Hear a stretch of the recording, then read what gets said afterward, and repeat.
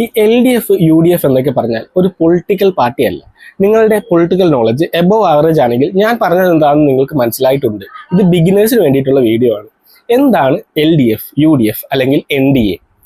U D F എന്ന് പറഞ്ഞാൽ ഒരു പൊളിറ്റിക്കൽ പാർട്ടിയല്ല എന്ന് ഞാൻ പറഞ്ഞു. അത് പല പാർട്ടികൾ ചേർന്ന ഒരു ഗ്രൂപ്പ് അല്ലെങ്കിൽ ഒരു സഖ്യമാണ് യു ഡി എഫ്. അതുപോലെ തന്നെയാണ് L D F N D A ഒക്കെ. ഇപ്പോൾ നമ്മൾ കേരളത്തിന്റെ കണ്ടക്സ്റ്റിലാണ് നമ്മളിപ്പോൾ സംസാരിച്ചുകൊണ്ടിരിക്കുന്നത്. യു ഡി എഫ് എന്ന് പറയുമ്പോൾ കോൺഗ്രസ് എന്ന് നമ്മൾ വിളിക്കുന്ന ഇന്ത്യൻ നാഷണൽ കോൺഗ്രസ് നയിക്കുന്ന, മറ്റു പാർട്ടികളുമായി ചേർന്ന് നയിക്കുന്ന ഒരു സഖ്യത്തെയാണ് യു ഡി എഫ് എന്ന് നമ്മൾ വിളിക്കുന്നത്.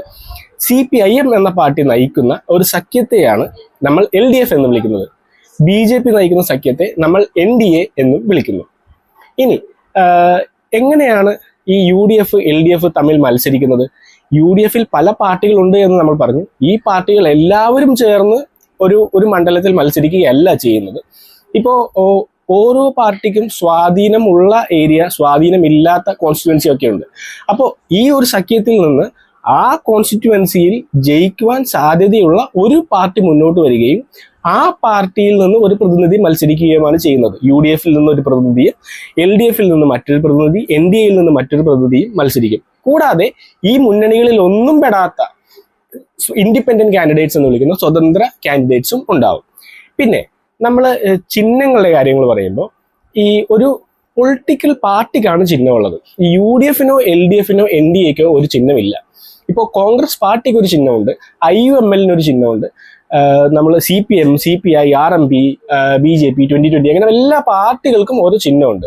അപ്പോൾ ഈ പാർട്ടികൾ ഏത് മുന്നണിയിലാണോ ആ മുന്നണിയിൽ നിന്ന് അവരെവിടേക്കാണോ മത്സരിക്കുന്നത് ആ സ്ഥാനാർത്ഥികൾക്കായിരിക്കും ആ പാർട്ടിയുടെ ചിഹ്നം ഉണ്ടായിരിക്കുക. സിമ്പിളാക്കി പറയുവാണെങ്കിൽ ഇപ്പോൾ യു ഡി എഫിൽ നിന്ന് ഒരു മണ്ഡലത്തിൽ കോൺഗ്രസ് ആണ്, യു ഡി എഫിൽ നിന്ന് കോൺഗ്രസ് ആണ് മത്സരിക്കുന്നതെങ്കിൽ ആ സ്ഥാനാർത്ഥിക്ക് കൈപ്പത്തി ചിഹ്നം കിട്ടും. ഇപ്പോൾ IUML ആണെങ്കിൽ ഏണി എന്ന ചിഹ്നം കിട്ടും. അതുപോലെ തന്നെ എൽ ഡി എഫിൽ നിന്ന് CPIM ആണെങ്കിൽ അരിവാൾ ചുറ്റിക നക്ഷത്രം, CPI ആണെങ്കിൽ അരിവാൾ നെൽക്കതിർ കൊടുക്കും. ഇപ്പോൾ BJP വരുവാണെങ്കിൽ താമര, ഇപ്പോൾ 2020 നമ്മളിപ്പോൾ ചക്ക. അങ്ങനെ ഓരോ പാർട്ടിയും അവരുടെ ചിഹ്നം കൊടുക്കുന്നത് അവരുടെ മുന്നണിയിൽ നിന്ന് എവിടെയൊക്കെ അവരുടെ കാൻഡിഡേറ്റ്സ് മത്സരിക്കുന്നുണ്ട് അവിടെയൊക്കെയാണ്. അപ്പോൾ അതുകൊണ്ടാണ് യു ഡി എഫ് എന്ന പേരിൽ എൽ ഡി എഫ് എന്ന പേരിൽ പല ചിഹ്നങ്ങൾ പല സ്ഥലങ്ങളിലായിട്ട് നമ്മൾ കാണുന്നത്. ഞാൻ പറഞ്ഞത് മനസ്സിലാകുന്നുണ്ടെന്ന് വിചാരിക്കുന്നു. ഇനി നമ്മളെ കൺഫ്യൂസ് ചെയ്യിക്കാൻ സാധ്യതയുള്ള മറ്റൊരു ടേമാണ് LDF സ്വതന്ത്രൻ അല്ലെങ്കിൽ UDF സ്വതന്ത്രൻ എന്നൊക്കെ. ഇപ്പോൾ ഈ സ്വതന്ത്രന്മാർക്ക് ഒരു പ്രത്യേകതയുണ്ട്. അവർ ഇൻഡിവിജ്വൽ, നമ്മൾ പറയുന്ന മറ്റ് ഇൻഡിവിജ്വൽ കാൻഡിഡേറ്റ്സിന്റെ പോലെയല്ല. ഇപ്പോൾ ഉദാഹരണത്തിന് ഞാൻ എൻ്റെ നിയോജക മണ്ഡലത്തിൽ അത്യാവശ്യം ഫേമസ് ആയിട്ടുള്ള ഒരാളാണ്. ഞാൻ ഇലക്ഷനിൽ നിന്നാൽ ജയിക്കാൻ സാധ്യതയുണ്ട് എന്ന് വിചാരിക്കുക. വെറുതെ അങ്ങ് വിചാരിച്ചോ. അപ്പോൾ LDFനോ UDFനോ NDAക്കൊക്കെ എന്നെ വേണമെങ്കിൽ പിന്തുണയ്ക്കാം.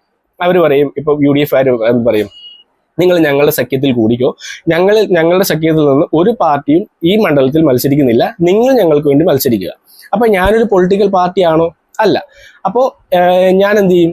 ഞാൻ UDFന്റെ പിന്തുണയുള്ള സ്വതന്ത്രനായിട്ട് മത്സരിക്കും. അപ്പൊ UDFലുള്ള മറ്റു പാർട്ടികൾ അവരുടെ മെമ്പേഴ്സ് എന്ത് ചെയ്യും? എനിക്ക് വോട്ട് ചെയ്യും. അങ്ങനെ തന്നെയാണ് ഓരോ സഖ്യത്തിൽ വരുമ്പോൾ ആ സഖ്യത്തിലുള്ള എല്ലാ പാർട്ടികളും ചേർന്ന് അവിടെ നിൽക്കുന്നത് ഏത് കാൻഡിഡേറ്റ് ആണോ, അവരുടെ സഖ്യത്തിൽ നിൽക്കുന്ന ഏത് പാർട്ടിയാണോ ആ പാർട്ടിയെ സപ്പോർട്ട് ചെയ്ത് വോട്ട് ചെയ്യുകയാണ് ചെയ്യുന്നത്.